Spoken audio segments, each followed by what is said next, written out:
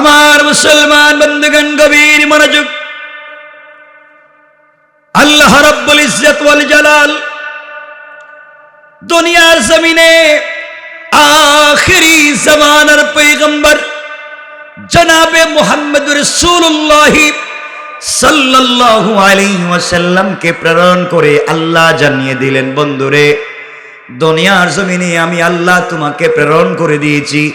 আমি আল্লাহ চাই এই জমিনের মধ্যে তাওহীদ চলবে, আমার রিসালাত চলবে তোমার। তাওহীদ আর রিসালাত ছাড়া কিচ্ছু চলবে না। দুনিয়ার মানুষ যদি অন্যায় করে, ভুল করে, অন্যায় করবার পরে আমি আল্লাহকে চিনতে পেরে তওবা করে আমি আল্লাহ কথা দিলাম, গোলাম রে, হাজার গুনাহ করবার পরে তুমি যখন তওবা করো, চোখের পানি ছেড়ে দিয়া আগামীতে অন্যায় করবা না মর্মে শর্ত দিয়ে তওবা করো, আমি আল্লাহ কথা দিলাম, গোলাম রে, তোমার চোখ থেকে পানি গড়িয়ে পড়তে দেরি হবে, আমি আল্লাহ তোমাকে মাফ করে দিতে আমি আল্লাহর 1 মিনিটও দেরি হবে না। পড়েন সুবহানাল্লাহ। এজন্য আমার মুসলমান বন্ধুগণ, আল্লাহ রাব্বুল ইজ্জত ওয়াল জালাল কোরআনে কারীমের 19 নম্বর পারা 25 নম্বর সূরা সূরাল ফুরকানের 65 নম্বর আয়াত থেকে আল্লাহ বললেন, ওয়াল্লাযীনা ইয়াকুলুনা রাব্বানা ইসরিফ আন্না আযাবা জাহান্নাম ইন্না আযাবাহা কানা গরামা। আমার আল্লাহ বললেন, মুসলমানেরা, সাকারাত শুরু হয়ে যাওয়ার আগে, গারগারা শুরু হয়ে যাওয়ার আগে, কবরে চলে যাওয়ার আগে, মালাকুল মউত পৌঁছে যাওয়ার আগে আমার যে গোলাম গোটা জিন্দেগির গুনার জন্য আমি আল্লাহর দরবারে হাত উঠাইয়া ক্ষমা চাইবে, আল্লাহ রাব্বুল ইজ্জত ওয়াল জালাল ডাক দিয়া বললেন, গোলাম রে, তওবা করতে দেরি হবে, আমি আল্লাহ তোমাকে মাফ করে দিতে আমি আল্লাহর 1 মিনিটও দেরি হবে না। পড়েন সুবহানাল্লাহ।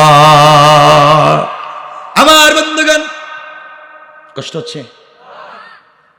চলবে তো? কি জানি বুঝি না, কক্সবাজারের মানুষ তো একটু ভালো কথা বলতে পারে, আজকে দিকে এরা কথা বলতে পারে না। চলবে? অসুবিধা হচ্ছে?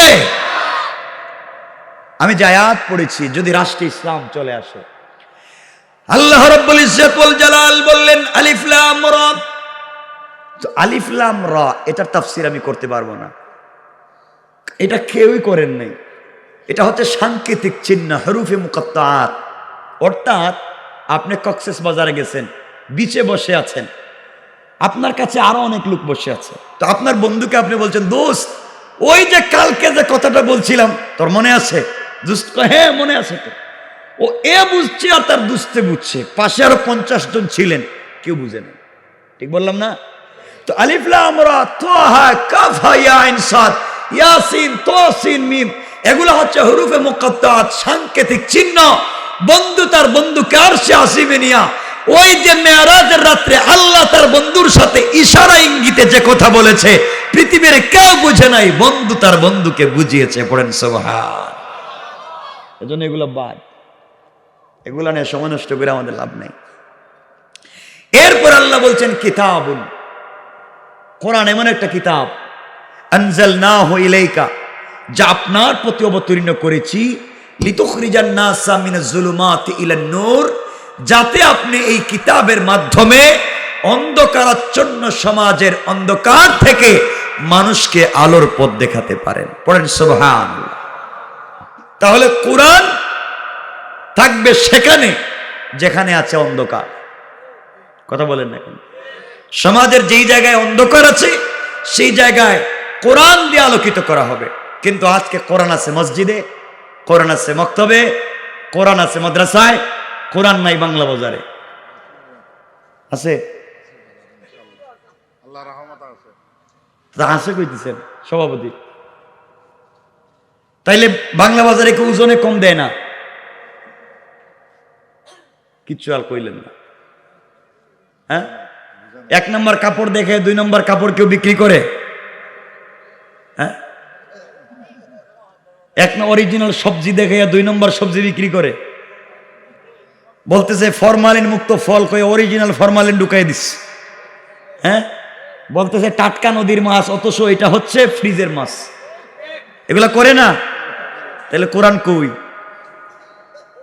এজন্য আলিম উলামারা শুধু মসজিদে নয়, এই বাংলা বাজারে 1000 ব্যবসায়ীর মধ্যে 300 জন হাফেজ আলেম মুফতি যদি ব্যবসায়ী হতেন তাহলে ওজনে কেউ কম দিত না।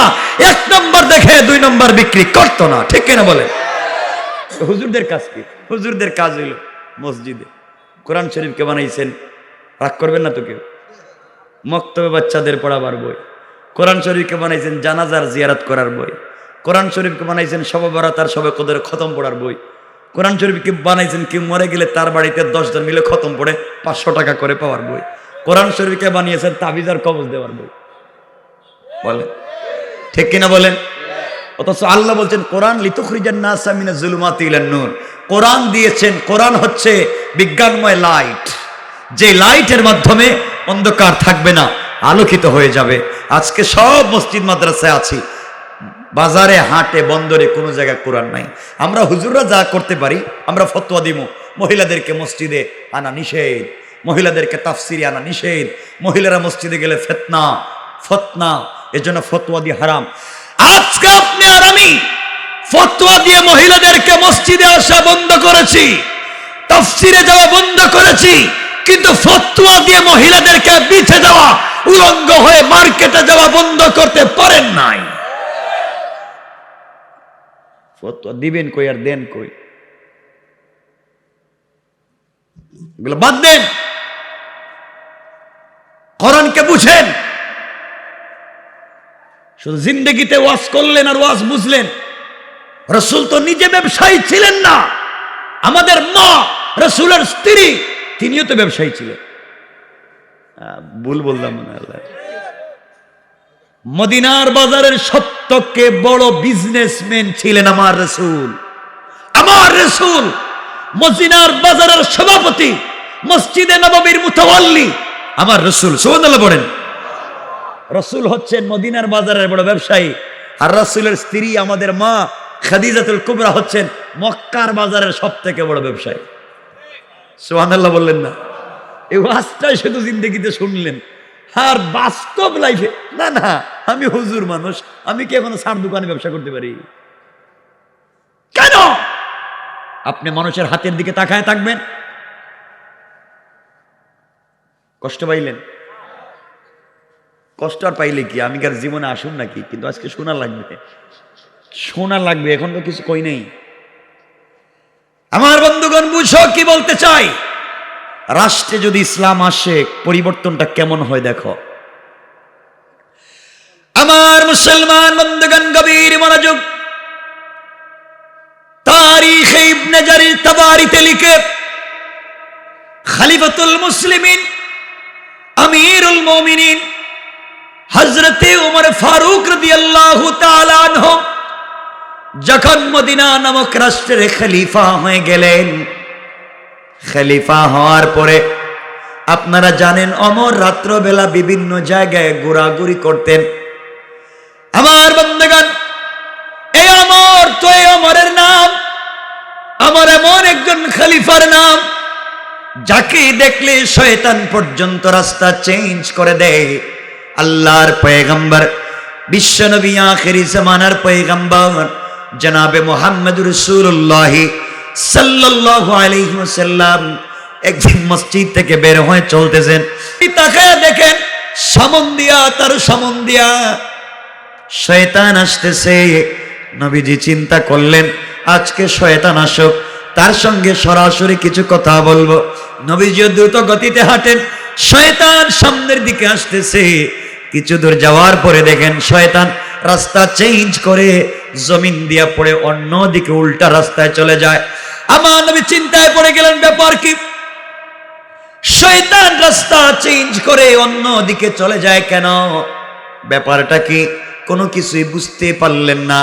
হঠাৎ করে পিছন দিকে তাকায়া দেখেন হযরতে ওমর আসতেছে। আমার নবী বুঝতে পারলেন, শয়তান রে, আমার ওমর রে দেখে বুঝি তুই রাস্তা চেঞ্জ করলে। রাষ্ট্রে যদি ইসলাম কায়েম হয়ে যায়, সমাজের সমাজপতি যদি ইসলামিক হয়ে যায় কি হবে? ওমর তো এমন খলিফার নাম, হাজার হাজার মাইল দূরে, শত শত মাইল দূরে হযরতে সারিয়া যুদ্ধ করেন। হযরতে ওমর মদিনার মিম্বরে দাঁড়ায়া হঠাৎ করে খুতবা দিচ্ছেন আর বললেন, ইয়া সারিয়া আল জাবাল আল জাবাল। সারিয়া শত শত মাইল দূরে যুদ্ধ করে, আর হযরত ওমর মদিনার মিম্বরে দাঁড়ায়া সারিয়ার নাম বলে চিৎকার করলেন। সারিয়া বলেন, ওই দিন ওমর যে চিৎকার করেছেন শত শত মাইল দূরে, আল্লাহ ওই আওয়াজকে আমাদের কানে পৌঁছে দিয়েছে। ওমর তেমন খলিফার নাম, নদীর নামে চিঠি দিয়েছে, নদীতে পানি চলে এসেছে।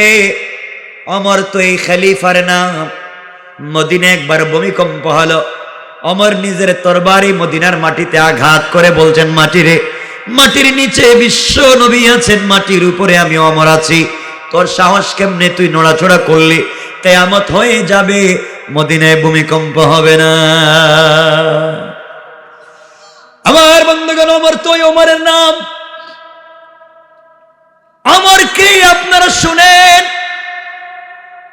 গভীর রাত্রি হযরত ওমর রাস্তা দিয়ে হেঁটে যান, কোন সিকিউরিটি গার্ড নাই, কোন বডি গার্ড নাই, কিচ্ছু নাই।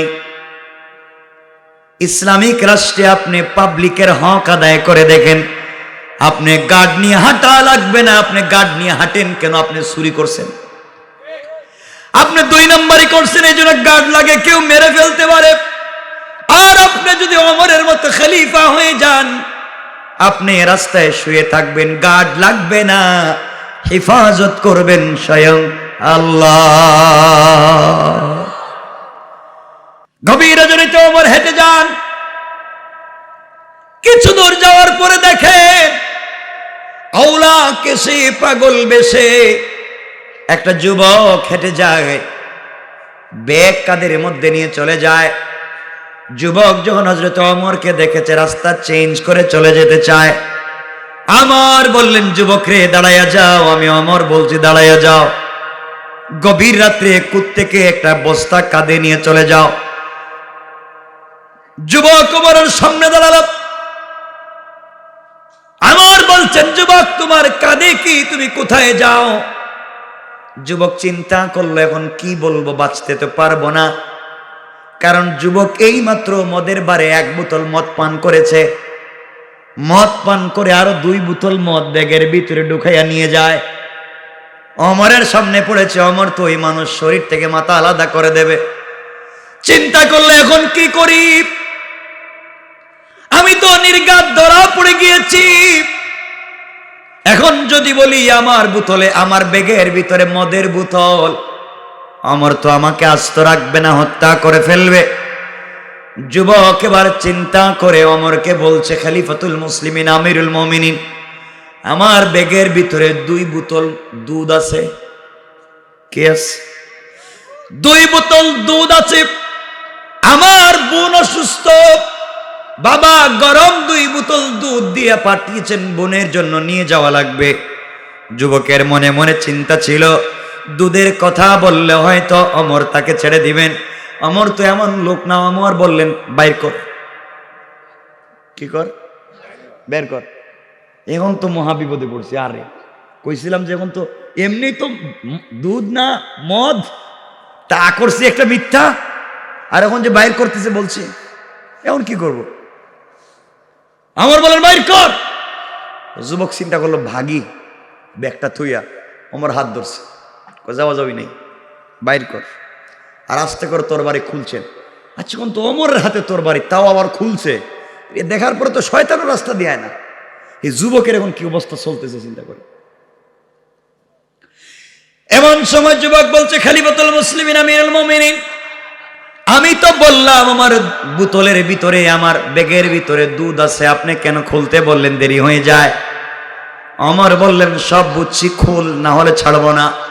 এবার যুবক মনে মনে আল্লাহর কাছে কান্না করে বলছে, আল্লাহ তাআলা, আয় আল্লাহ, আমি যে মদ পান করে আসছি তুমি ছাড়া কেউ জানে না। আমার ব্যাগের ভিতরে মদ আছে, তুমি ছাড়া কেউ জানে না। আয় আল্লাহ তাআলা, আজকে যে ওমরের সামনে পড়ছি, আজরাইলকে দেখলে তো ভয় পাই না, ওমরকে দেখলে যেই ভয় হয়, জিন্দা মানুষের শরীর থেকে মাথা আলাদা করে দেবে।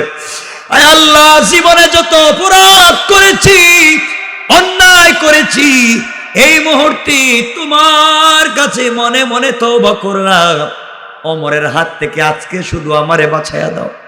আর জীবনে কোনোদিন মদ পান করবো না, নাফরমানি করবো না। আল্লাহ, ওয়াদা দিলাম, যেভাবেই পারেন ওমরের হাত থেকে আমাকে বাঁচান। তুমি জানো, আমি জানি ব্যাগের ভিতরে কি আছে কেউ জানে না। আয় আল্লাহ তাআলা, আজকের দিনে তুমি যদি আমাকে বাঁচাইয়া দাও, কথা দিলাম জীবনে বেঁচে থাকতে কোনোদিন নাফরমানি করব না। চোখের পানি ছেড়ে দিয়া তওবা করে আমার বললেন, কথা লম্বা করিস না, বের কর। যুবক এবার চোখের পানি ছেড়ে নির্ঘাত মৃত্যুর হাত থেকে বাঁচার সুযোগ নাই, বোতল বের করেছে। আমার বোতল দুইটা হাতে নিয়ে দেখেন, বোতলের ভিতরে গরম গরম দুধ দেখা যায়। আল্লাহু আকবার। আমার বললেন, যুবক রে, তোর ভাগ্য বড় ভালো, সত্য কথা বললে এই জন্যে তোকে আমি ছেড়ে দিলাম। সত্যি তো বোতলের ভিতরে দেখি গরম গরম দুধ। এবার যুবক চিৎকার করে পায়ের মধ্যে পড়ে কান্না করে বলছে, আমিরুল মুমিনিন, সত্যি কথা হলো আমি মদ পান করেছি, ব্যাগের ভিতরে মদ ছিল, দুধ ছিল না। আপনাকে আমি দেখবার পরে তো ভয় পেয়েছি, আপনাকে সামনে রেখে মনে মনে আল্লাহর কাছে তওবা করেছি, ইস্তেগফার করেছি।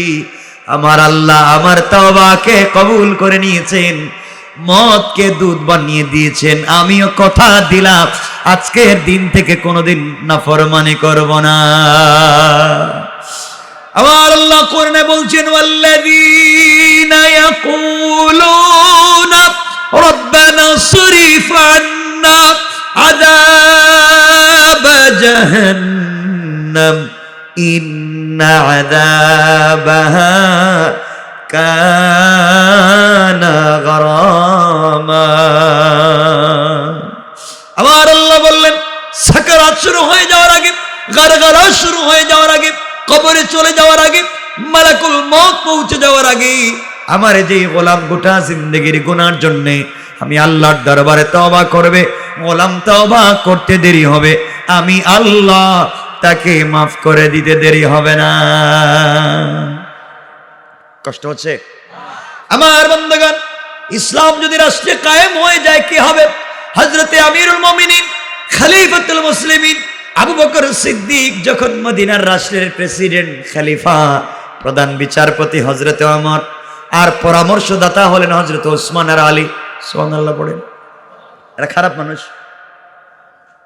কিছু কোন দেখে আপনারা খারাপ মানুষ না ভালো মানুষ? প্রেসিডেন্টও ভালো, বিচারপতিও। আজকালকার বিচারপতিরা কানে তুলা ঢুকাই রেখে দেয় যেন পাবলিক কি কইতেছে শুনে না। আমার বন্ধুগণ, বিচারপতিও ভালো, খলিফাও ভালো, আর পরামর্শদাতা যারা এরা খারাপ। সবাই বলেন ভালো। আমার ভাইরা, আবু বকর বসে আছেন, ওমর বসা। ওমর এসে বলছেন, খলিফাতুল মুসলিমিন, আমার কিছু কথা আছে আপনার সাথে আজকে। আবু বকর বললেন, বলতে পারেন। আবু বকর এই কথা বলবার পরে ওমর বলছেন, আমি আর প্রধান বিচারপতির পদে থাকতে চাই না, আমি স্বেচ্ছা ইস্তফা দিতে চাই, আমার প্রধান বিচারপতি হওয়ার দরকার নেই।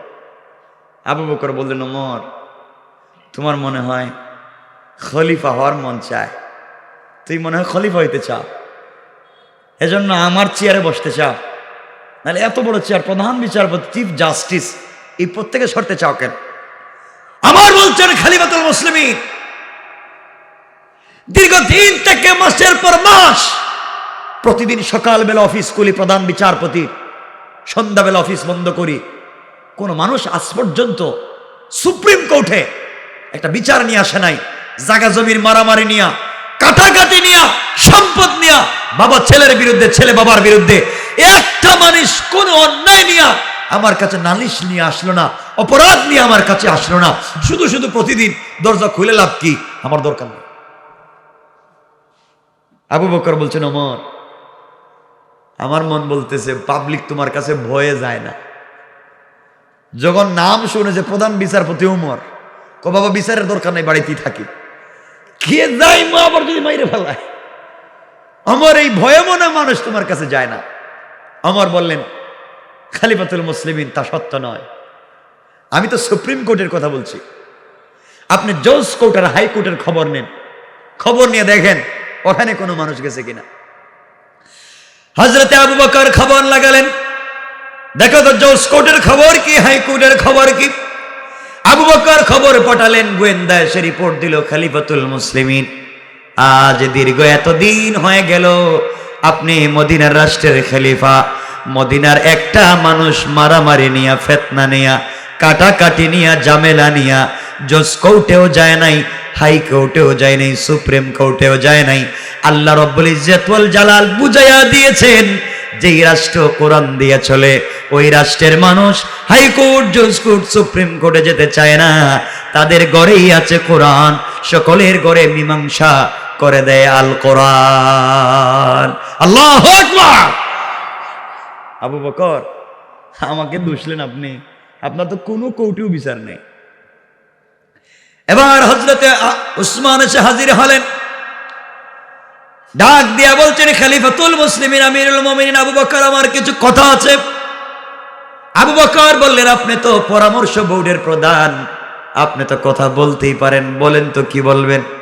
হযরত ওসমান বলছেন, খলিফাতুল মুসলিমিন বলেন তো দেখি, আপনার রাষ্ট্রে যদি কেউ না খেয়ে মারা যায় কিয়ামতের দিন কি জবাব দেওয়া লাগবে? হযরত আবু বকর বললেন, ভাই ওসমান রে, ইসলামিক রাষ্ট্রের খলিফা আমি যতদিন বেঁচে আছি, আমার রাষ্ট্রের নাগরিক তো দূরের কথা, আমার দেশের একটা কুকুর যদি না খেয়ে মারা যায়, আমার রাষ্ট্রের একটা কুকুর যদি বিনা চিকিৎসায় মারা যায়, আল্লাহর কাঠ গড়ায় আমাকে জবাব দেওয়া লাগবে। আল্লাহু আকবার। লিতুখরিজান নাসা মিনাজ যুলুমাতি ইলান নূর। কোরআন যদি রাষ্ট্রে পৌঁছে যায়, সমাজে ফিতনা থাকবে। এবার উসমান বলতেছেন, ভাই আবু বকর তাহলে শুনেন, একটা কুকুর না খেয়ে মারা গেলে যদি জবাব দেওয়া লাগে, আপনার রাষ্ট্রে একজন বৃদ্ধা মহিলা চোখে দেখেন না, তার কোনো সন্তান নাই, স্বামীও ইন্তেকাল করেছেন, বিধবা, ওই মহিলার ঘরে খাবার দেওয়ার মতো কেউ নাই, দীর্ঘ কয়েকদিন হয়ে গেল তিনি উপবাস। আপনি রাষ্ট্রের খলিফা, আপনি খবর নিলেন না, প্রজাদের খবর নিলেন না, জনগণের খবর নিলেন না, কি জবাব দিবেন আল্লাহর কাছে? হযরতে আবু বকরের সাথে সাথে বললেন, ভাই ওসমান রে, আমার এই মুহূর্তে তো আপনি বলেছেন, আমার কোনো আপত্তি নাই, আমি তো খবর নেই, আমার লোক তো খবর দেয়, হয়তো ওনার খবর পাই নাই, বেয়াদবি মাফ করবেন, আপনি বলেন তো কি করতে পারি? আবু বকর বললেন, ভাই ওসমান রে, আজকের থেকে এই মহিলার বাড়িতে 3 বেলা খাবার পৌঁছে দেওয়ার জিম্মাদার মদিনার রাষ্ট্রের খলিফা আবু বকর নিলাম। সুবহানাল্লাহ নাই? সুবহানাল্লাহ আগামী বছর কেমন? সবাই পড়েন না সুবহানাল্লাহ, পড়েন। আমার বন্ধুগণ, হযরত ওমর বললেন, ভাই আবু বকর, শুনলাম মহিলা চোখে দেখে না, আপনি খাবার পৌঁছাবেন কেমনে? উসমান বলছেন, ভাই আবু বকর রে, মেয়ে মহিলা তো চোখে দেখেন না, বৃদ্ধা, তাও বিধবা, ছেলেও নাই, মেয়েও নাই, তার খিদমতের জন্য একজন কর্মচারীর দরকার, খাদেমের দরকার, ঘর ঝাড়ু দিয়ে দিবে, কাপড় দৌত করে দিবে, মহিলাকে গোসল করিয়ে দিবে, রান্না বান্না করে দেবে। একজন খাদেম ছাড়া এই মহিলার ঘর কেমনে চলবে? কে রান্না করে দেবে?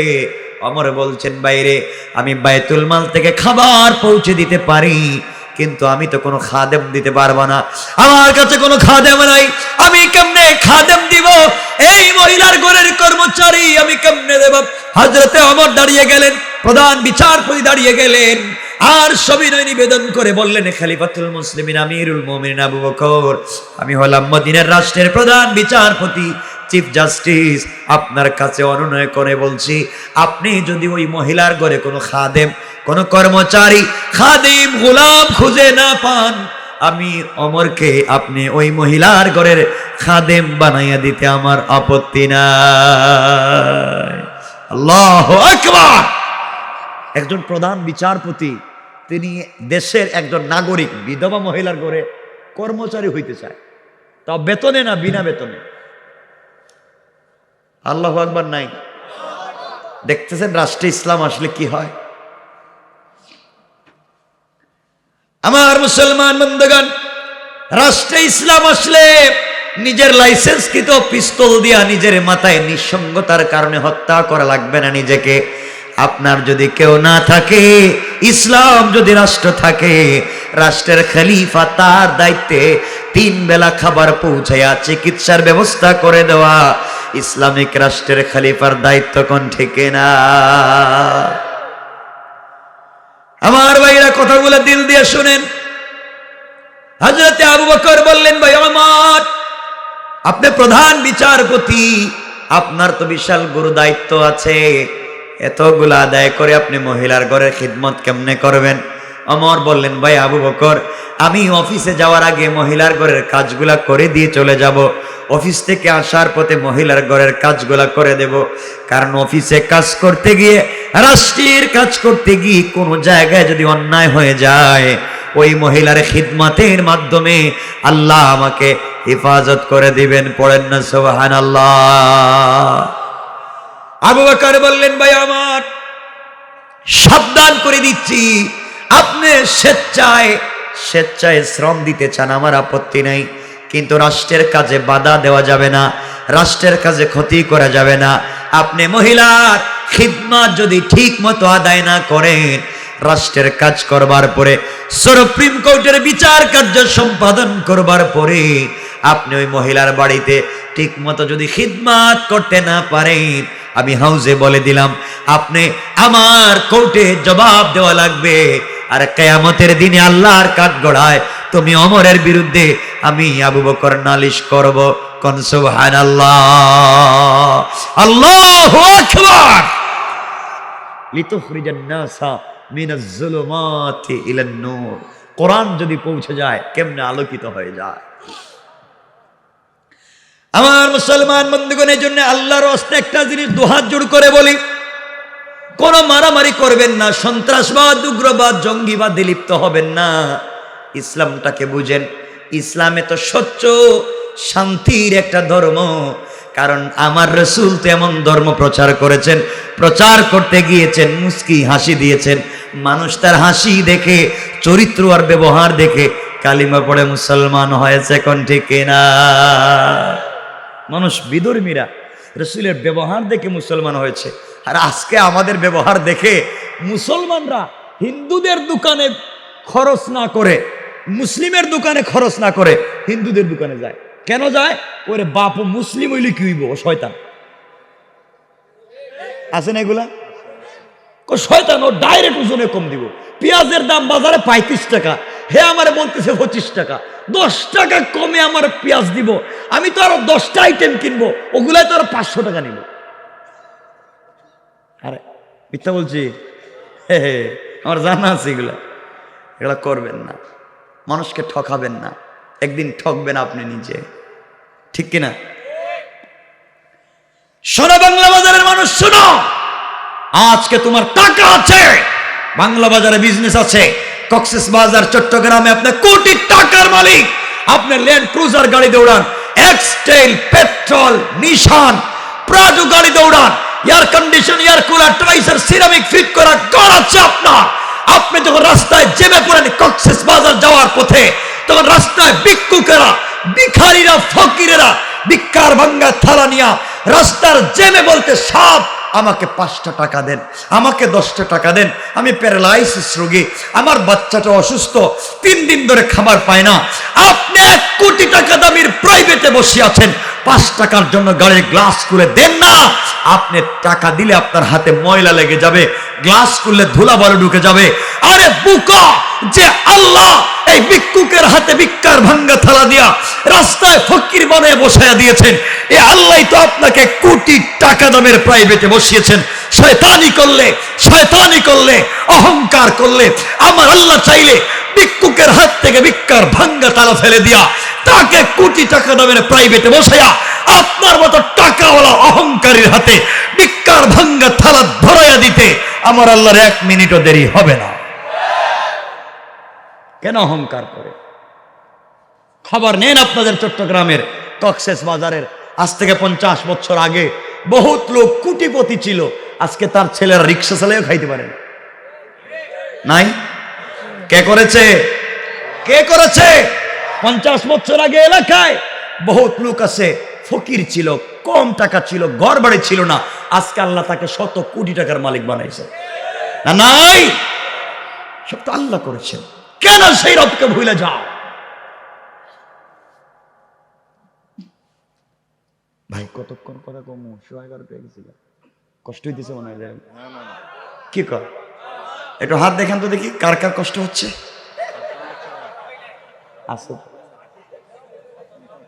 কষ্ট হচ্ছে কি? এখানে গরম পানি নাই, দেন, এটা ঠান্ডা হয়ে গেছে, গরম পানি দেন। কথাগুলো দিল দিয়ে শোনেন।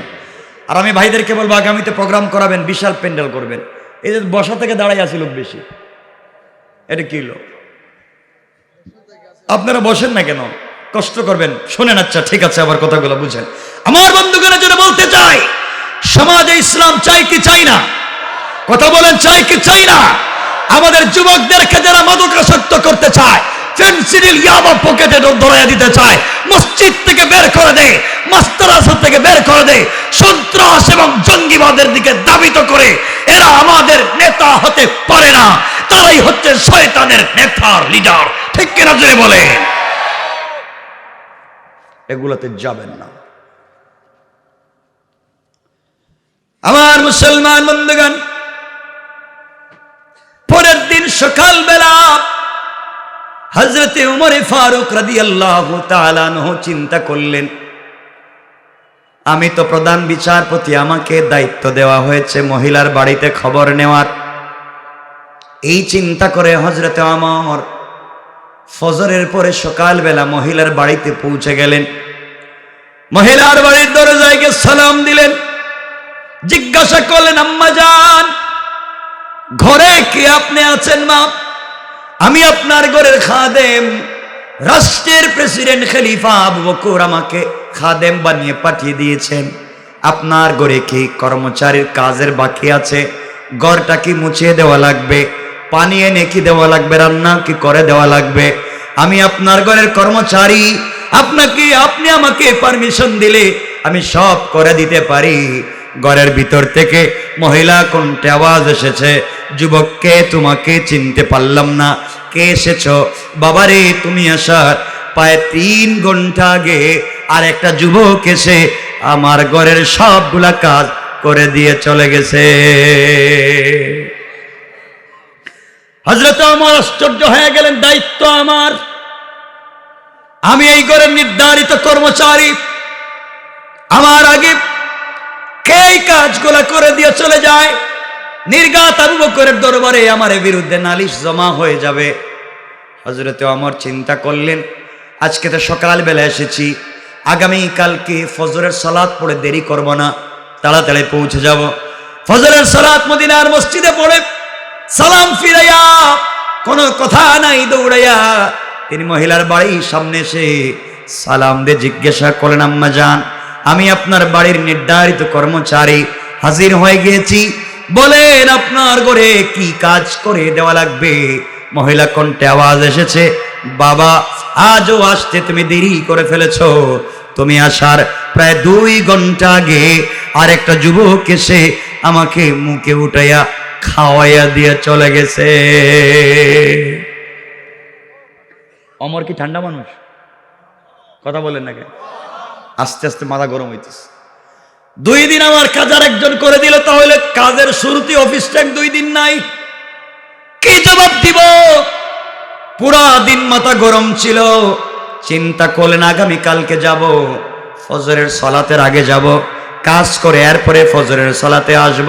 হযরতে আমার তৃতীয় দিন ফজরের আজানের পরে সালাতের আগে দৌড়াইয়া দৌড়াইয়া একটা রাষ্ট্রের প্রধান বিচারপতি একজন বিধবা বৃদ্ধা নারীর দরজার সামনে দাঁড়ায়া সালাম দিয়ে ডাক দিয়ে বলছেন, আম্মা জান, আমি আপনার বাড়ির নির্ধারিত খাদেম কর্মচারী, আমি এসেছি, বলেন তো মা আপনার ঘরে কি করে দেওয়া লাগবে। মহিলা জবাব দিচ্ছে, বাবারে প্রতিদিন তুমি আসো ঠিকই, আজও আসতে দেরি করে ফেলেছো, তুমি আসার প্রায় 1 ঘন্টা আগে আরেকজন যুবক এসে সবগুলা কাজ করে দিয়ে চলে গেছে। আল্লাহু আকবার নাই। আমার তো চিন্তায় পড়ে গেলেন, ব্যাপারটা কি, এ তো আগে কে আসে। আমার বন্ধুগণ, আমার চিন্তা করলেন চতুর্থ দিন ফজরের আগে তাহাজ্জুদের আগে আমি আসবো আজকে, এবং দেখবো লোকটাকে, তার শরীর থেকে মাথা আলাদা করে দেব, ওরে আর রাখবো না, এই মদিনা রাখবো না, শরীর থেকে মাথা আলাদা। তরবারি খুললেন, কাদের মধ্যে নিলেন, ডাইরেক্ট তাহাজ্জুদের নামাজের আগে, তাহাজ্জুদের সালাতের আগে মহিলার বাড়ির দরজার সামনে কাছাকাছি পৌঁছে গেলেন। গিয়ে দেখেন এই মহিলার ঘরে গভীর রাত্রে মিটমিট করে একটা আলো জ্বলতেছে। বুঝতে পারলেন ঘরের ভিতরে কেউ আছে। সাবধানী আমার দরজার কাছে দাঁড়িয়ে গেলেন, দেখি তো ঘরের ভিতরে কার জানি আওয়াজ শোনা যায়। আজ ঘর থেকে কে বের হয়, তরবারি রেডি করলেন। হঠাৎ করে দেখেন ফজরের আজানের কিছুক্ষণ আগে একটা লোক আস্তে করে দরজা খুলে বের হয়ে চলে যায়। আমার ডাক দিয়ে বললেন, যুবক কে তুমি, দাঁড়িয়ে যাও। আমি আমার বলছি দাঁড়িয়ে যাও। আমার হাতে নাঙ্গা তরবারি, উল্টা পাল্টা করে শরীর থেকে মাথা আলাদা করে দেব, হাত উঠে সারেন্ডার হও। তুমি অন্যায় করেছ, 4টা দিন তুমি আমার কাছে বাধাগ্রস্ত করেছ, আমার কাজকে বাধাগ্রস্ত করেছ, হাত উঠে সারেন্ডার হও। আমি আমার বলছি, এই রাষ্ট্রের প্রধান বিচারপতি, তুমি যদি সারেন্ডার না হও অবশ্যই তোমার শরীর থেকে মাথা আলাদা করে দেব। এই কথাগুলো শুনবার পরে যুবক হাত উঠাইয়া সারেন্ডার হয়ে হাত লম্বা করে দিয়েছে। অমর আস্তে আস্তে করে তরবারি হাতে নিয়ে এই যুবকের সামনে পৌঁছে গেলেন। যুবকের সামনে দাঁড়াইয়া যুবকের চেহারার দিকে তাকাইয়া নিজেকে সামলিয়ে রাখতে পারলেন না, সহ্য করতে পারলেন না, হাত থেকে অস্ত্র ফেলে দিলেন, চিৎকার করে কান্না শুরু করে দিলেন। তাকায়া দেখেন মদিনার রাষ্ট্রের আর কেউ না, সাধারণ কোন যুবক না, তার সামনে যিনি দাঁড়িয়ে আছেন তিনি হলেন এই রাষ্ট্রের খলিফা হযরতে আবু বকর। আল্লাহু আকবার। আমার কাঁদতেছেন আর বলতেছেন, ভাই আবু বকর, এত রাত্রে আপনি কেন এই মহিলার ঘর থেকে বের হলেন? আপনি না আমাকে দায়িত্ব দিয়েছেন এই মহিলার ঘরের খিদমত করবার জন্য, কেনই বা আপনি মহিলার ঘরের থেকে বের হলেন? কি হলো? হযরতে আবু বকর চোখের পানি ছেড়ে ডাক দিয়া বললেন, ভাই ওমর রে, খলিফা তোমার আগে আমি হয়েছি। আমার দায়িত্ব ছিল এই রাষ্ট্রের একটা কুকুর যেন না খেয়ে মারা যায়। কেন আমি খলিফা থাকাকালীন আমার রাষ্ট্রে একজন বিধবা মহিলা কষ্ট পায়, তোমার আগেই আল্লাহর আদালতে আমাকে জবাব দিতে হবে। এই জবাবদিহিতার ভয় যখন আমার ভিতরে ঢুকে যায়, আমি আবু বকর বিছানায় পিঠ লাগাইয়া ঘুমাতে পারি না। সারা রাত্র দাঁড়াইয়া দাঁড়াইয়া জেগে থাকি। আর একটু রাত্র গভীর হয়ে গেলে মহিলার ঘরে এসে রান্না করে নিজের হাতে খাওয়াইয়া যাওয়ার সময় আল্লাহকে বলি, আল্লাহ, যে কয়দিন মহিলা কষ্ট পেয়েছে হক আদায় করতে পারলাম না, কিয়ামতের দিনে তোমার আদালতে আসামি বানাইও না আমার রে। এই ভয় আমার ভিতরের যখন পৌঁছে যায়, জবাবদিহিতার ভয় যখন ঢুকে যায়, ওই জন্য আমি আর স্থির থাকতে পারি না, চলে আসি। হযরত ওমর তাকাইয়া দেখেন আবু বকরের পায়ে জুতা নাই, জুতা ছাড়া তিনি হেঁটে হেঁটে আসছে। জিজ্ঞেস করলেন, ভাই আবু বকর, বলেন আপনি খলিফা, আপনার পায়ে জুতা নাই কেন? আমার কে আবু বকর বলছেন, ভাই ওমর রে, আমি যদি জুতা পায়ে দিয়ে আসি, আমার জুতা তো খুব দামি জুতা না, খড়মের জুতা, কাঠের জুতা, মাটির মধ্যে পাথরের মধ্যে যখন আঘাত পড়বে খটখট করে ডাক দিবে, ঠাস ঠাস করে ডাক দিবে। আমার পায়ের জুতার আঘাতে কত মানুষের ঘুম ভেঙে যাবে, কষ্ট হবে, কারো যেন কষ্ট না হয়। এই জন্য আবু বকর আমি জুতা ছাড়া মহিলার ঘরের কাজগুলা করে দিয়ে চলে যায়। আল্লাহু আকবার বলে। রাষ্ট্র ইসলাম পৌঁছে গেলে একটা রাষ্ট্রের কি পরিবর্তন হতে পারে, এগুলো বা বলতে গেলে তো হাজার হাজার কথা বলতে পারবো। আল্লাহ বলছেন লিতুখরিজান নাসা মিনাজ জুলুমাতি ইলান নূর। কোরআন যদি পৌঁছে যায় অন্ধকার থাকবে না, আলোকিত করে দিবেন কে? আওয়াজ করে বলেন, আলোকিত করে দিবেন কে?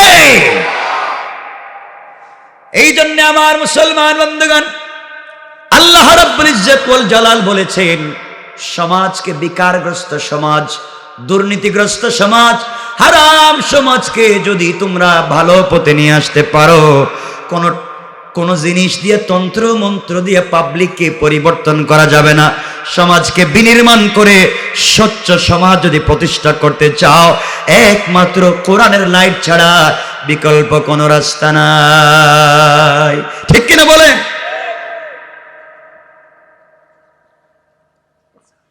যুবকদেরকে বলছি, ভাই কষ্ট হচ্ছে না তো আপনাদের? লম্বা করবো না, বেশি লম্বা করবো না, মোটামুটি 1.5 ঘন্টার উপরে হয়ে গেছে। হ্যাঁ কি কয়? আরে 1.25 ঘন্টা হয়ে যেতেছে না, লম্বা করবো না।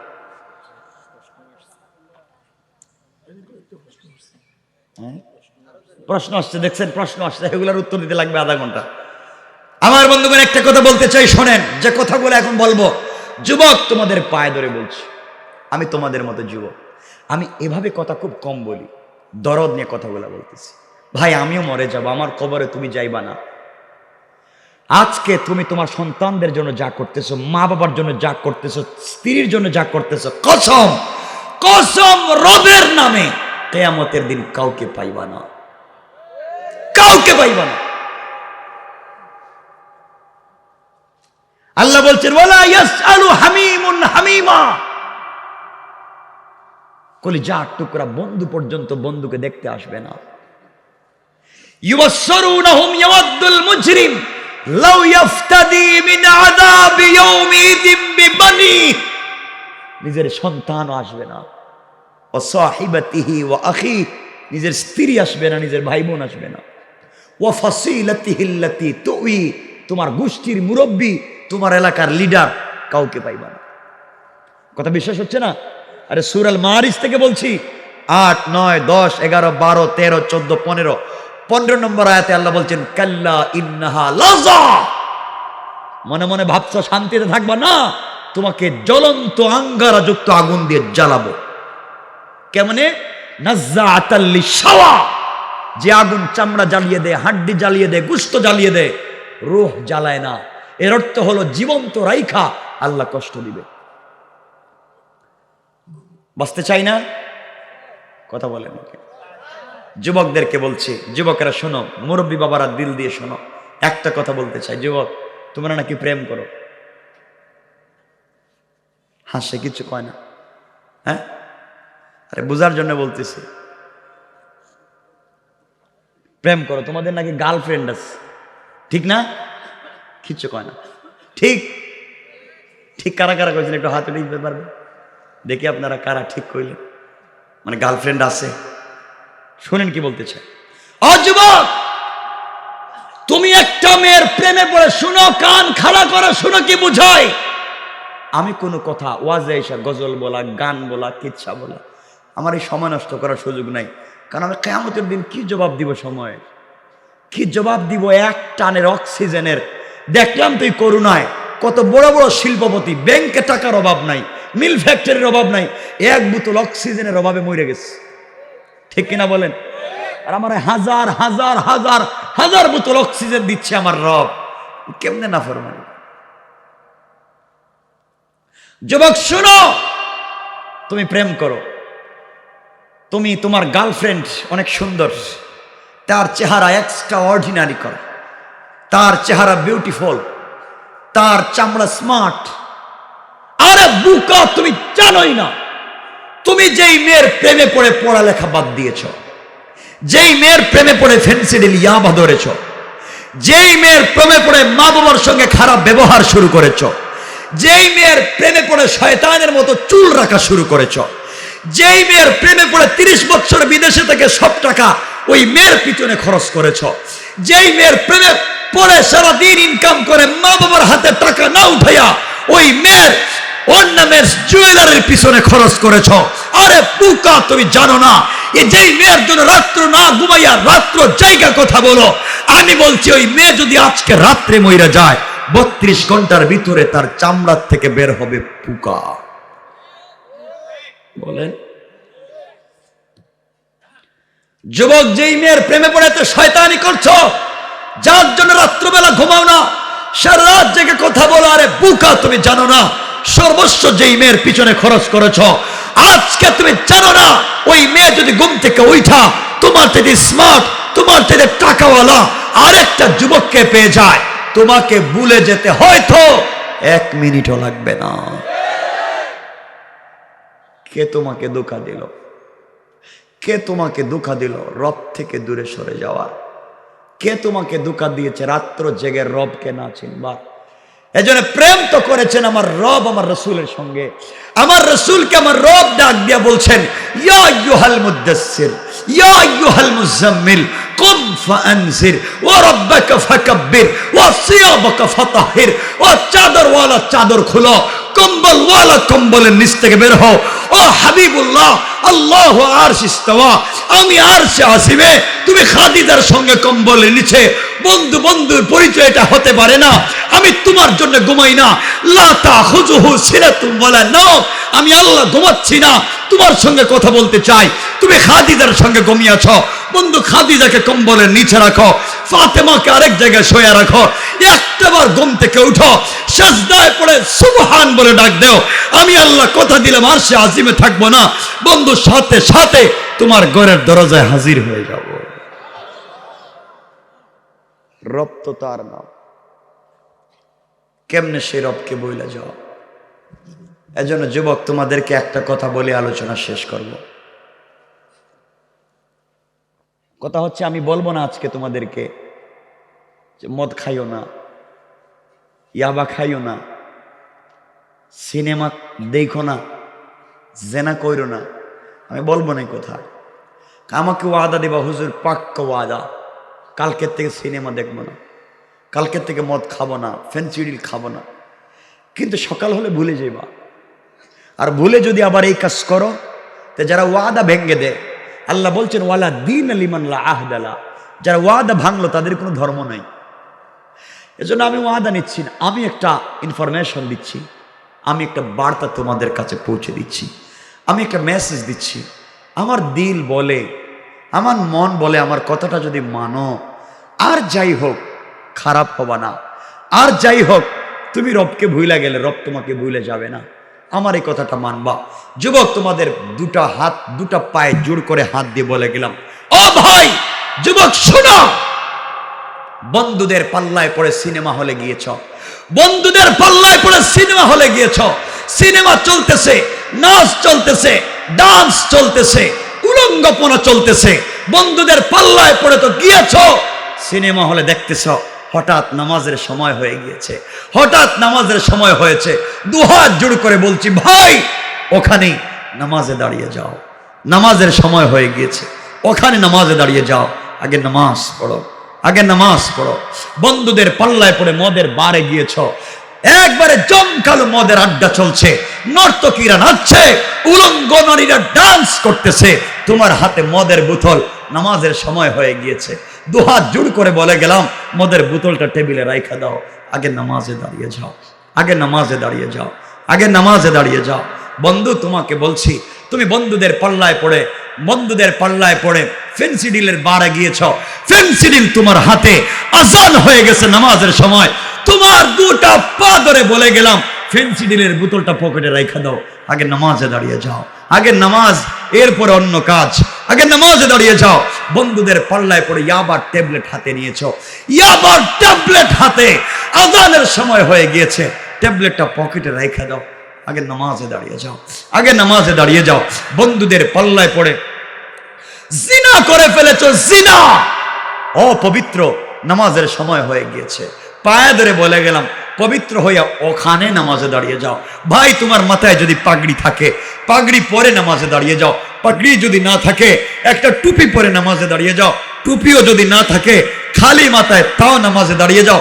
পাঞ্জাবি যদি থাকে পাঞ্জাবি পরে নামাজে দাঁড়িয়ে যাও, পাঞ্জাবি যদি না থাকে একটা শার্ট পরে নামাজে দাঁড়িয়ে যাও, শার্টও যদি না থাকে একটা টি শার্ট পরো তাও নামাজে দাঁড়িয়ে যাও, তাও যদি তোমার না থাকে একটা সেন্ডু গেঞ্জি পরো তাও তুমি নামাজে দাঁড়াও, সেন্ডু গেঞ্জিও যদি না থাকে খালি মাথায় খালি গায়ে তাও তুমি নামাজে দাঁড়াও।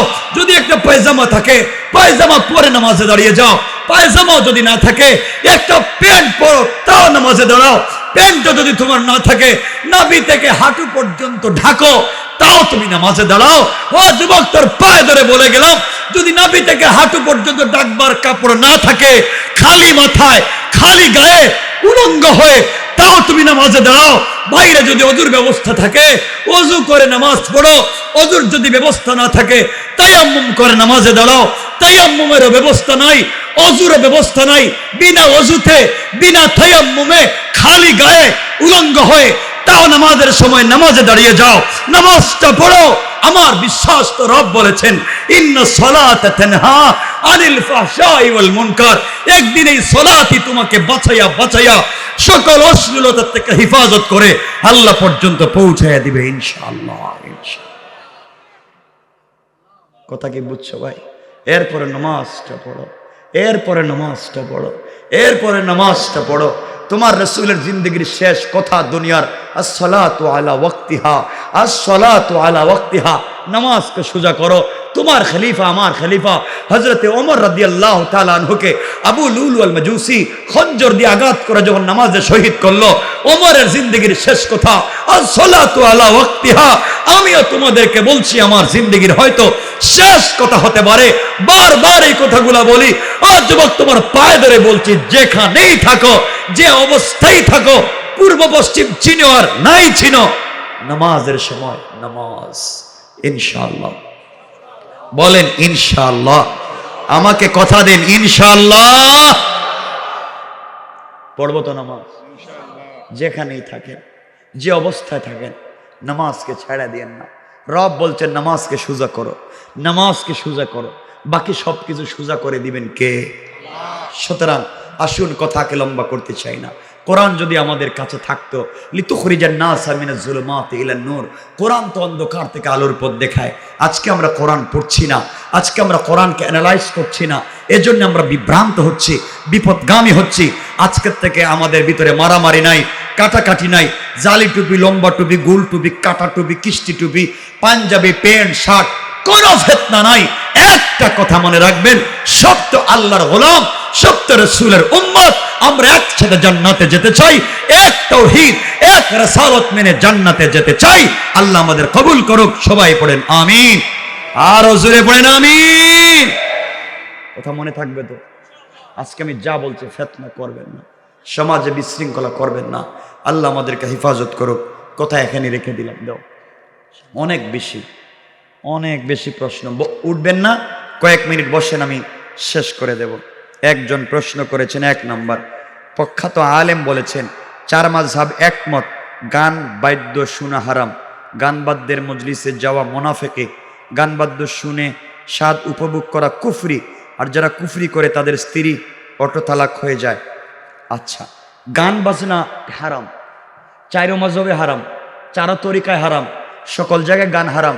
আল্লাহ কোরআনে কারীমের সূরা লোকমানের 6 নম্বর আয়াতে বলছেন ওমিনান নাসি মান ইয়াশতারিল্লাহু আল হাদিস লিইউদিল্লা আন সাবিলিল্লাহি বিগাইরি ইলম ওয়া ইয়াত্তাখিযাহা হুজওয়া, যারা অশ্লীল বাক্যের মাধ্যমে মানুষকে অশ্লীলতার দিকে আহ্বান করে তারা নির্ঘাত জাহান্নামী। তাদেরকে আল্লাহ বলছেন আযাবুম মুহিন, নির্লজ্জ অপমানজনক শাস্তি কিয়ামতের দিন দিবেন। এই জন্য গান শুনবো না, গানে যাব না, গান শুনতে কাউকে সহযোগিতা করব। হ্যাঁ, কেউ যদি বলে গান জায়েজ, গানকে জায়েজ বলে কোরআনে আছে যদি বলে, এগুলা যদি বলে তো ঈমান থাকবে না। আর ইমান না থাকলে তো কাফির হয়ে যাবে, কাফির হয়ে গেলে তো বিয়ে থাকবে না, সেটা ভিন্ন। ইমান যতক্ষণ আছে বউ তালাক হবে না, ইমান যখন চলে যাব বউ তালাক হয়ে যাব। যে বিয়েতে ডিজে নাচ গান কনসার্ট হয় সে বিয়েতে দাওয়াত দিলে যাবেন কি না? যাইবেন কেন? আমার তো বিয়েতে যাইতে আপনাদের আপত্তি কি? আপনাদের তো আপনাদেরা যাইতে আমার কোনো ব্যথা নাই, আপত্তি নেই, কষ্ট নাই। যেই বিয়েতে ডিজে হয়, নাচ গান হয়, গায়ে হলুদ হয়, ছেলে মেয়ে উলঙ্গ হয়ে নাচানাচি করে, এই বিয়েতে বিয়াটা পড়ায় কোন মৌলবী? এর কথা বললেন, বিয়াটা পড়ায় কোন মৌলবী? কেন পড়া? যে বিয়েতে নাচ হয়, গান হয়, শয়তানি হয়, বদমাইশি হয়, এই বিয়েতে আপনি বিয়ে পড়ান? যার শুরু হয়েছে গান দিয়া, এত শেষ হবে গাঞ্জা দিয়া। করা যাবে না। কষ্ট পাইলেন আমার কথা মনে হয়? আল্লাহর হস্তে কষ্ট পাইলেন না। টাকা দেওয়ার পরও কি লাগছে? বিচারক সঠিক বিচার করে না, ব্যাখ্যা শুনতে চায় এবং সমালোচনা সম্পর্কে কিছু আমাদের এলাকায় বলে যান, কারণ এলাকার সমালোচনা ভরপুর। আমি তো বলে ফেলছি, টাকা দেওয়ার পরেও সঠিক বিচার করে না, তো আপনি টাকা দিয়েছেন কেন? দিছেন কেন? এটা হারাম কাজ করলেন। আপনি দিলেন কেন টাকা? বহুত অন্যায় করছেন, টাকা দিছেন, দিবেন না। আর সমালোচনা তো বলছি, আল্লাহ বলছেন ইজতানিবু কাসীরাম মিনাজ-যন ইন্না বা'দাজ-যন্নি ইসমুন ওয়ালা তাজাসসু। তোমরা ধারণা করো না, তোমরা সমালোচনা করো না, তোমরা গীবত করো না। আইয়ুহিব্বু আহাদুকুম আন ইয়াকুলা লাহমা আখিহি মাইতান। তোমরা কি মনে করো তোমরা তোমাদের মৃত ভাইয়ের গোশত খাইবা? একটা সংক্ষেপ করে বলে দিই, কারো সমালোচনা করবেন না, সন্দেহ করবেন না। আপনি বিচে গেছেন লাবণী পয়েন্টে বা যে কোনো জায়গায় গিয়ে দেখলেন এক ছেলে এক মেয়েকে কুলে করে নিয়ে পানির মধ্যে সাঁতার কাটতেছে, আপনি বলেন সি সি আস্তাগফিরুল্লাহ লা হাওলা ওয়ালা কুওয়াতা। কার মেয়েরে কোন ইউনিভার্সিটি থেকে নিয়েছে, নিয়ে দেখো কত বড় নাফরমানি শয়তানি করতেছে। আপনি ধারণা করা হারাম। কেন? সে যদি গুনার কাজও করে, আমি বলবো হতে পারে কুলের এই মেয়েটা তার মেয়ে, তার মা, তার বোন, তার স্ত্রী, পারেনি, কিছু হয় না। যেই মেয়েরে কুলে নিয়ে সাঁতার কাটতেছে এটা হতে পারে তার নিজের মেয়ে, হতে পারে নিজের ছোট বোন, হতে পারে নিজের স্ত্রী, হতে পারে মা। পারে না? পারে। আপনি কেন খারাপ ধারণা করলেন? বড় জোর সে প্রকাশ্যে মানুষের সামনে আইসা কবিরা গুনাহ করছে, হারাম কাজ করছে, কিন্তু আপনি ধারণা করলেন কেন? সে করেছে, সে জবাব দিবে। আজকের আলোচনার শুরুতেই বলছি, আপনি কেন ধারণা করবেন? তার জবাব সে দিবে। আপনি এগুলাতে যাবেন না ইনশাআল্লাহ। বলেন না ইনশাআল্লাহ। সমালোচনা করবেন না তো? মসজিদ থেকে বাচ্চাদেরকে বাইরে করে দেননি? হ্যাঁ, খুব ভালো দিয়েন না। বাচ্চারা মসজিদে যা পারে ইচ্ছা মতো দুষ্টামি করবো, মারামারি চিল্লাচিল্লি করবো, আপনার আপত্তি নেই, ইসলামের কোনো আপত্তি নেই। এত লম্বা এটা কি? ফজরের আজানের পরে মেগাফোন বা ছোট মাইক দিয়ে এলাকার মানুষদের ডাকাডাকি করা যাবে কিনা? দরকারই নেই, এটা বুয়া। একবারে ডাকাডাকির দরকার নেই। ছোট মাইক দিয়ে মানুষকে ডাকাডাকি করতে হাদিসে নিষেধ করেছিল রাসূল পাক, কারণ ডাক হবে আজানে, ডাকবেন স্বয়ং আল্লাহ। আল্লাহর ডাকের পরে, আল্লাহর ডাকের পরে আর কারো ডাক, প্রধান অতিথির বক্তব্যের পরে আর কি বক্তব্য? কথা বলেন নাকি? সভাপতির বক্তব্যের পরে আবার আপনি না আমার কিছু কথা বাকি আছে, পাবলিক পাগল হয়েছে। এজন্যে আল্লাহ বলতেছেন, আমি ডাকতেছি আস-সালাতু খায়রুম মিনান নাওম, ঘুমের চাইতে নামাজ উত্তম, আসো হাইয়া আলাল ফালাহ, কল্যাণের দিকে। কেউ শুনলো না, আপনি কইলেন আসো, আল্লাহ কি রে আমি ডাকলাম আইলো না, তুই দেখতেছি আর ডাকা শুরু করছিস। রাসূল নিষেধ করেছেন, ফতোয়ার কিতাবে নিষেধ। আপনার কষ্ট পাইতেছেন কোথায়? ডাকে মনে হয় কেউ নাকি, এগুলা কইরেন না ভাই। আর কি জায়নামাজে মক্কা মদিনার বা কাবা শরীফের ছবি থাকলে নামাজ পড়া যাবে কিনা? অবশ্যই যাবে। কাবা শরীফের ছবি কি হয়েছে? এটা বাদ দিয়ে দিবেন প্রয়োজনে। এটা তো ছায়া, এটা ছবি, এটা পায়ের নিচে পড়তে পারে, আপত্তি নাই। এগুলা কিছু না, এগুলা কিছু না, কারণ কাবাগর তো এখানে আসে নাই। কথা বুঝেন নাই? কত জিনিস কাবা পড়ে যাইতেছে পায়ের নিচে। কি আরে যে নির্বাচনের সময় পোস্টারের মাঝে বিসমিল্লাহ লেখা রাখেন, এটা কি করেন? পোস্টারে যে বিসমিল্লাহ লেখেন, লেখেন না? এটা এখানে তো বিসমিল্লাহ লিখছেন, এই যে বিসমিল্লাহ, এটা তো ফালাই দিবেন একটু সময় পরে। এখানে বিসমিল্লাহ তো আল্লাহর নাম, পোস্টার লাগাইলেন উপরে, বাতাসে ফালায় দিল, বৃষ্টিতে ফালায় দিল, মানুষের পায়ের নিচে, কুত্তার পায়ের নিচে, ছাগলের পায়ের নিচে যায় না? এটা আরো বড় হারাম। ভালো করে বুঝবেন। প্রস্রাব করার পর হাঁটাহাঁটি করা যাবে কিনা? আরে এগুলো কি জিনিস? হাঁটবেন কেন? হাঁটবেন কেন? আপনি হাঁটাহাঁটির দরকার নেই। যেভাবে আপনি প্রশান্তি অনুভব করবেন সেভাবেই করবেন, হাঁটাহাঁটির দরকার নেই। 5 কালিমা মুখস্থ না থাকলে কি জাহান্নামী হবে? 5 কালিমাটা কি? হেরামা হাম বলতে পারবেন? 5 কালিমা মানে কি? কিছু বলবেন? কালিমা তো একটা, আশহাদু আল্লা ইলাহা ইল্লাল্লাহ ওয়াহদাহু লা শারীকা লাহ ওয়া আশহাদু আন্না মুহাম্মাদান আবদুহু ওয়া রাসূলুহু। শেষ। কালিমা তো একটা। কালিমা কয়টা? বাকিগুলো আমি বুঝতেছি না কি বলছেন।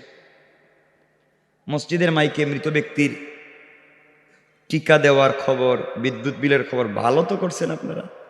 এটা তো একটা ফতোয়ার বিষয়। মসজিদের মাইকে মসজিদের এলান অর্থাৎ আজান ব্যতীত সকল এলান হারাম, নাজায়েজ। বলি এরপরে বলি, যদি এটা মসজিদের টাকায় কেনা হয়, যদি কোনো ব্যক্তি মসজিদে মাইক দেয়, দেওয়ার সময় যদি সে বলে মসজিদে মাইক দিলাম, এই মাইক দিয়ে আজান হবে এবং সমাজের হারানো বিজ্ঞপ্তি, গরু ছাগলের বিজ্ঞপ্তি, মরার বিজ্ঞপ্তি, জিন্দার বিজ্ঞপ্তি সব দিতে পারবেন, এই যদি পারমিশন দেয় লিখিত, তখন দেওয়া জায়েজ, নচেত জায়েজ নাই। পরিষ্কার? কালকে তো সমালোচনা আমার করবেন। পরিষ্কার? এখন টিকা দিবেন না কি দিবেন সরকার বুঝবেন। সরকার এখন দেওয়াচ্ছে, এজন্য মসজিদ মাইক ওয়াকফ করার সময় অবশ্যই এ নিয়ত করতে হবে যে আজান প্লাস সামাজিক কাজের প্রতি মানুষকে আহ্বান করার ইজাজত। ওকে? আচ্ছা, 3 তালাক দেওয়ার পরে পুনরায় কি সংসার করা যাবে? আমি জানি না, আমি তো জানাই নাই। 3 তালাক দেয়া, এটা তো দেখতেছি শয়তান। 3 তালাক দিয়ে বউরে আবার আনতেছে, মানে জবাই কইরা মাইরা ফেলাইছে, এখন এরা আবার চিন্তা করতেছে। এগুলো হারাম। কিন্তু এলাকায় আছে 3 তালাক দেওয়ার পরে হেই বউরে নিয়ে হুজুর কেমনে কেমনে কালিমা পড়াই দিছে। হুজুর জানে আর হে নিজে জানে। 2000 আল্লাহ আল্লাহ নাউজুবিল্লাহ। আল্লাহ ইয়া আল্লাহ, জেনা কিয়ামত পর্যন্ত, জেনা কিয়ামত পর্যন্ত, জেনা জেনা জেনা হারাম। হজ পালনের নির্দিষ্ট বয়স সীমা আছে কি? নাই।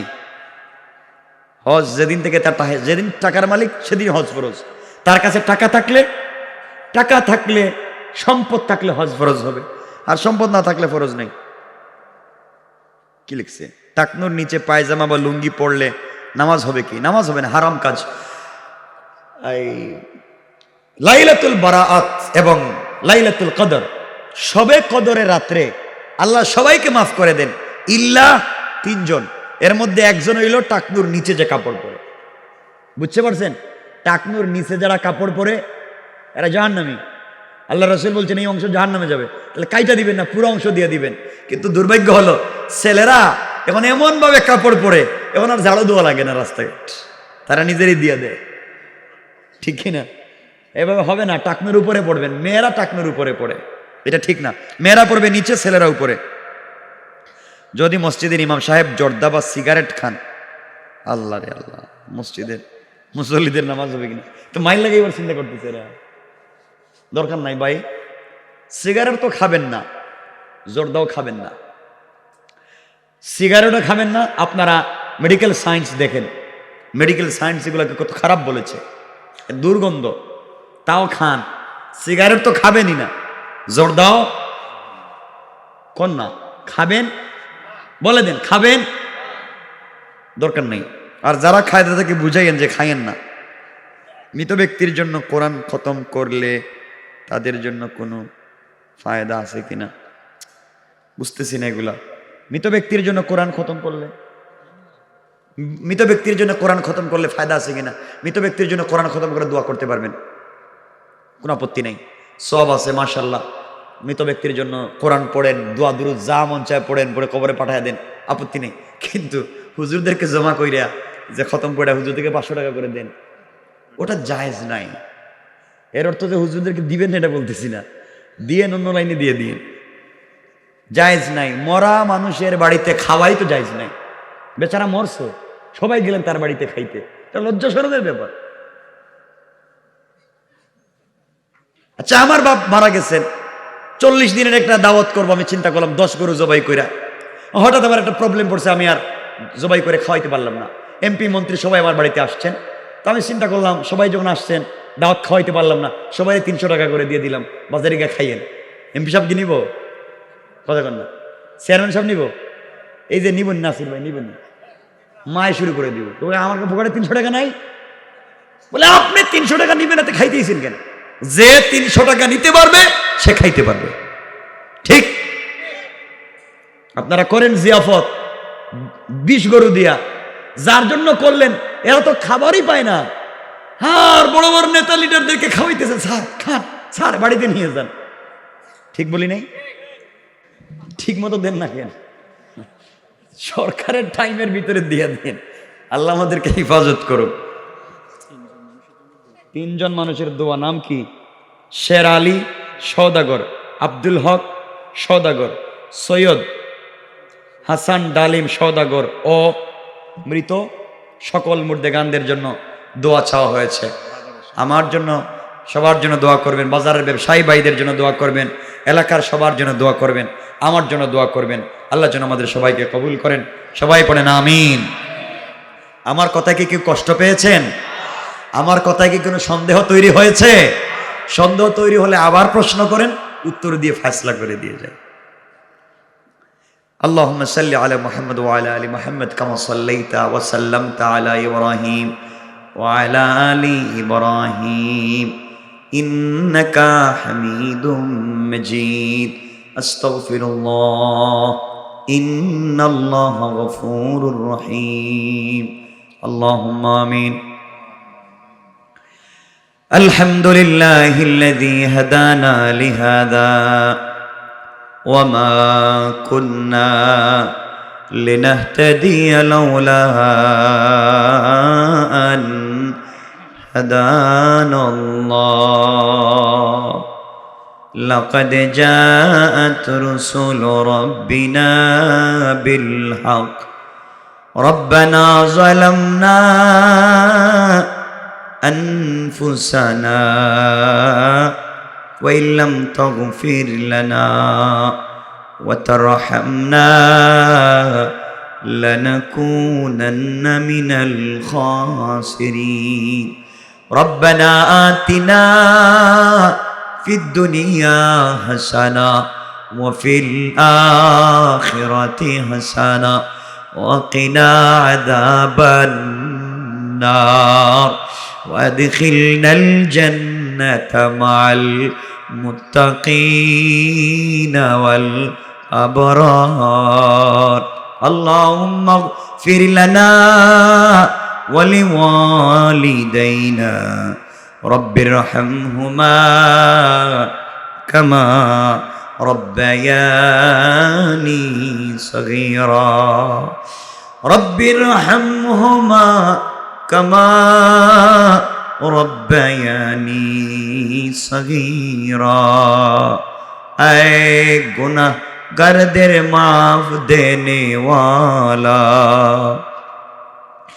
اے भिखारीদের खाना देने वाला اے वबाबिদের वबाब दूर करने वाला अमनी নুজুল রহমতের সময়ে গুনার বুঝা মাথায় নিয়া অপরাধীর বেশে, কাঙ্গাল ফকিরের বেশে, ভিখারি সাইলের বেশে মুনিব তোমার দরবারে দুইটা হাত তুলে ধরেছি। জিন্দগিতে যত অপরাধ করেছি, অন্যায় করেছি, গোটা জিন্দগির গুনাহগুলা কি তুমি মাফ করে দাও। আয় আল্লাহ, গুনার কারণে গাড়ির চাকার নিচে ফালাইয়া আগুন দিয়া জ্বালাইয়া পানির মধ্যে ডুবাইয়া ulcer, cancer, diabetes, heart attack, kidney damage, brain stroke, brain tumour, paralysis দিয়া বিছানায় প্রস্রাব পায়খানা করাইয়া বেইজ্জতির মউত দিও না। ইন্তেকালের সময় যদি চলে আসে পবিত্র রমাদানুল মুবারকের তাহাজ্জুদের সিজদায় জুমার দিনের কোরআন তিলাওয়াতের হালতে বিশ্ব নবীকে স্বপ্নে দেখাইয়া মালাকুল মউত পাঠাইও আল্লাহ।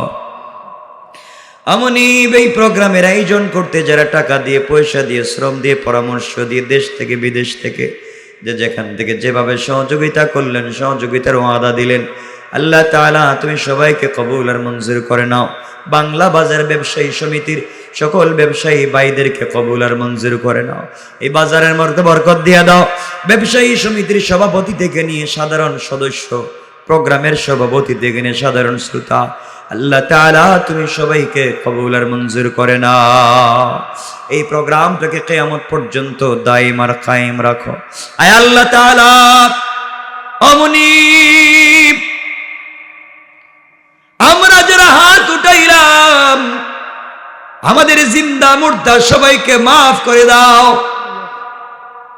এলাকার মুরব্বী বাবাদেরকে তাহাজ্জুদ ওয়ালা বানাও, নওজওয়ানদেরকে 5 ওয়াক্ত নামাজি বানাও, মা বোনদেরকে পর্দানিশীন বানাও। ইয়া আল্লাহ, যুবকদেরকে ফিতনা ফাসাদ থেকে তুমি বাঁচাও। ইয়া আল্লাহ, তুমি সবাইকে তোমার কুলের মধ্যে উঠাইয়া নাও। আয় আল্লাহ, পরিবারের ভিতরে শান্তি ফিরাইয়া দাও। স্বামী স্ত্রী, বাবা ছেলে, মা মেয়ে, ভাই ভাইয়ের মধ্যে ভালোবাসা তৈরি করে দাও।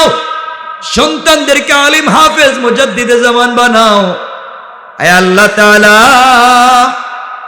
আমনি আমরা যারা হাত উঠাইলাম, আয় আল্লাহ এই মুহূর্তে আমাদের পক্ষ থেকে লাখো কোটি দুরুদ ও সালামের হাদিয়া বিশ্ব নবীর রূহ মুবারকে পৌঁছাইয়া দাও। আমনি আমরা যারা হাত উঠায় ধরেছি আল্লাহ, আমাদের নামটা এই মুহূর্তে জাহান্নামীদের লিস্টি থেকে কেটে দিয়া জান্নাতুল ফিরদাউসের দফতরে উঠাইয়া দাও। অমনি আমাদের যাদের মা নাই, বাবা দুনিয়ার জমিনে নাই, আমাদের যাদের মা বাবা দুনিয়ার জমিনে নাই, মা বাবার কবরটাকে জান্নাতের টুকরা বানাইয়া দাও। আমাদের যাদের মাতা পিতা বেঁচে আছেন হায়াত বাড়াইয়া দাও, সুস্থ রাখো আল্লাহ। আয় আল্লাহ, অনেকের জন্য দোয়া চাওয়া হয়েছে, আমার কাছে ব্যক্তিগত দোয়া চাইছেন অনেকে, সবার জন্য দোয়া করে দিলাম আল্লাহ। যারা দোয়া চাইতে পারলেন না তাদের জন্য দোয়া করলাম। আমাদের সবার দোয়াকে তুমি কবুল আর মঞ্জুর করে নাও। আয় আল্লাহ, আমরা যারা হাত উঠাইলাম, কিয়ামতের দিনে কেউ যখন আমাদেরকে চিনবে না, ওই সময় আমাদের সবাইকে রাসূলে পাকের নিজ হাতে হাউজে কাউসারের পানি পান করার তৌফিক দিয়ে দাও। আল্লাহুম্মা লাকাল হামদু কুল্লুহু ওয়া লাকাশ শুকরু কুল্লুহু, নাসআলুকাল খায়রা কুল্লাহু ওয়া নাউযু বিকা মিন শাররি কুল্লি, ইন্নাকা আলা কুল্লি শাইইন কাদির। ইয়া আল্লাহ, আমাদেরকে যারা হামলা মামলায় ফেলে বিপদগ্রস্ত করতে চায় তাদেরকে তুমি হিদায়াত দান করো, হিদায়াত না থাকলে সমূলে ধ্বংস করে দাও। সাল্লাল্লাহু তাআলা আলান নবী ওয়া আলা আলিহি ওয়া সাহবিহি আজমাইন ওয়ারহামনা মাআহুম বিরহমাতিকা ইয়া আরহামার রাহিমিন। আসসালামু আলাইকুম।